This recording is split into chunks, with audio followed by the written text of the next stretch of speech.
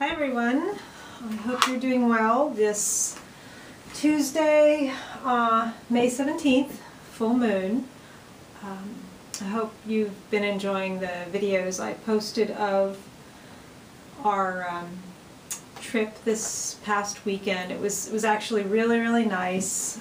We're lucky that the kind of weather that we're having today didn't come in this weekend because it would have made it sort of uncomfortable driving down the coast. As it is today, we've got kind of back to I don't know, March weather or something. I could do without it, but you know, it is what it is. So anyway, I just wanted to talk today a little bit about the, what would you call it, the genre of self-portraiture. I've talked a lot about my different cameras and things like that, but I actually haven't talked very much or very specifically about my self-portrait work. Right now I'm cleaning up my my old Polaroid automatic 100. It's one of the uses the peel apart film, so the rollers get sometimes goopy stuff on them and you have to clean them up before you put in new film. Well, anyway, first of all, I'm going to start out talking about self-portraiture with a little bit of news from today. Let me see. Wait, which one is it? Where? Is it this one? Cindy, I don't know if you're familiar with Cindy Sherman. She is one of the probably most well-known contemporary self-portrait artists, and I actually haven't seen a lot of her work. It's not the kind of work that really resonates with me personally. Some people really like it. It's very detailed and kind of staged, but one of her self-portraits from 1980, I forget when this one was made. Anyway, it just sold for 3.9 million. Yeah, it fetched the highest price ever for a photo at auction, 3.9 million. And if you want to see it, you could probably just Google Cindy Sherman and news, and you can check it out. Anyhow, so but that self-portrait work, I think there's a lot of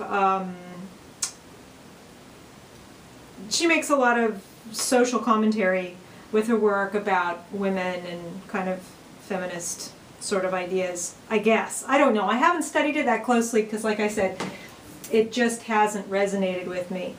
But it's interesting how different people use self-portrait work. I personally have always found it to be extremely useful in introspecting, for one thing.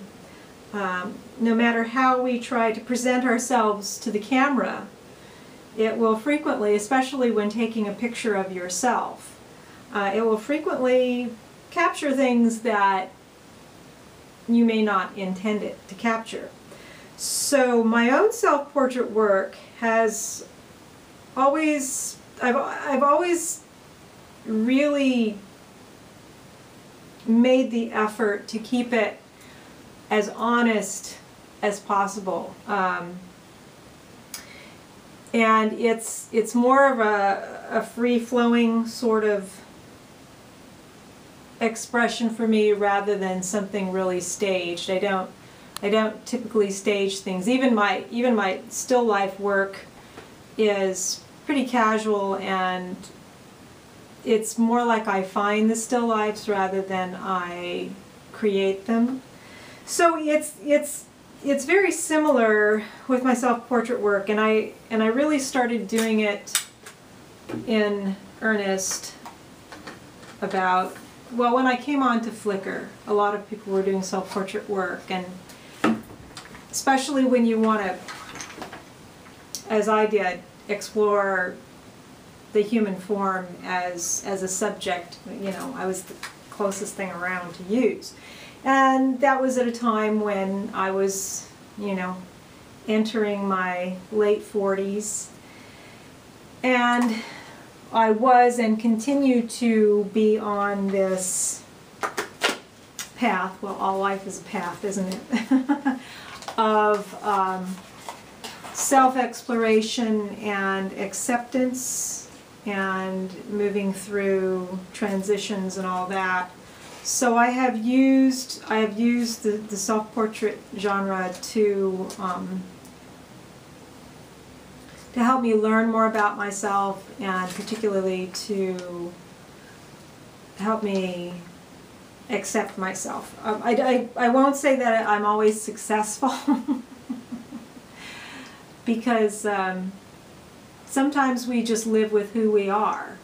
We just have to be aware of it. Sometimes we don't get rid of all our neuroses and fears and judgments and things like that, but it helps to be aware of them. And doing self-portrait work really brings that up. So I've typically, well, I don't wear a lot of makeup anyway, but or hardly any. And so for my self-portrait photography, I typically don't even, you know, I don't try to make myself look anything other than I already do. It's really important for me, and it's been, you know, I would say it's been pretty transformational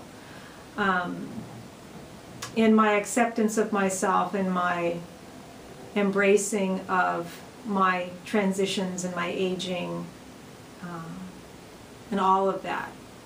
And plus it's fun. Well, photography of any kind is fun, but I've always considered it a challenge too, a fun challenge to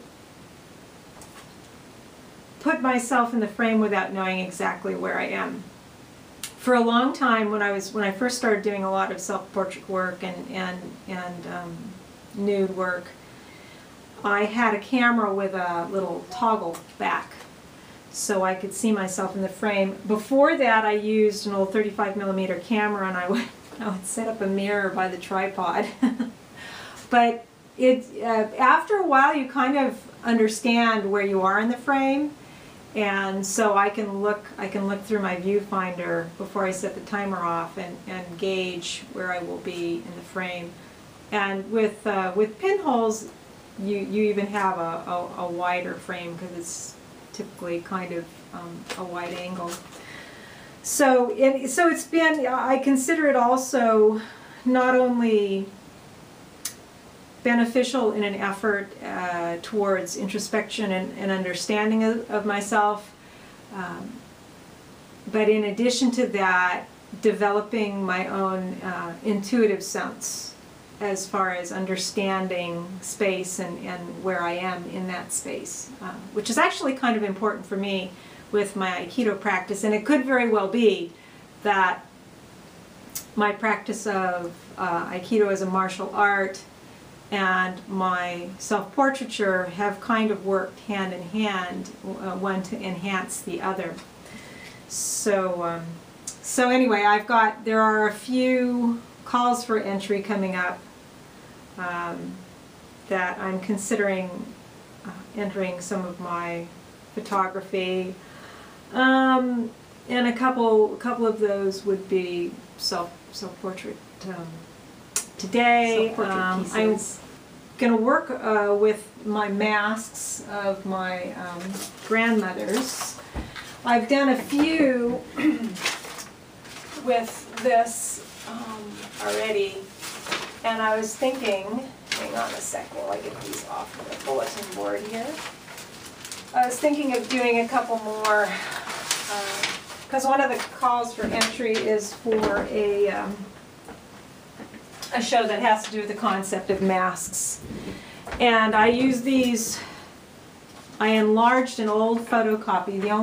The only picture that I have of my maternal grandmother's family.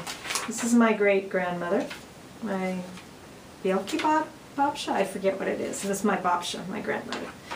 So I've done some self-portraits, long exposures where I've held the mask up and then taken it down. So I have both my face and the face of my grandmother in me.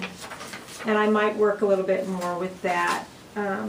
What I have in here is color film now, so I might do some of those today.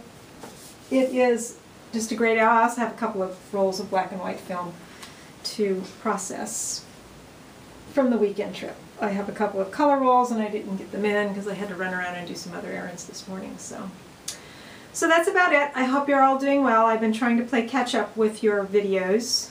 We had a nice weekend away, but there was no effective internet access where we were, which actually was a very good thing. It was good to be away from it for a couple of days for the most part. So I've been catching up little by little, trying to catch the new videos. And that's about it. I hope you're all doing well. And let's see if the sun comes out tomorrow. All right, take it easy, everyone. Bye.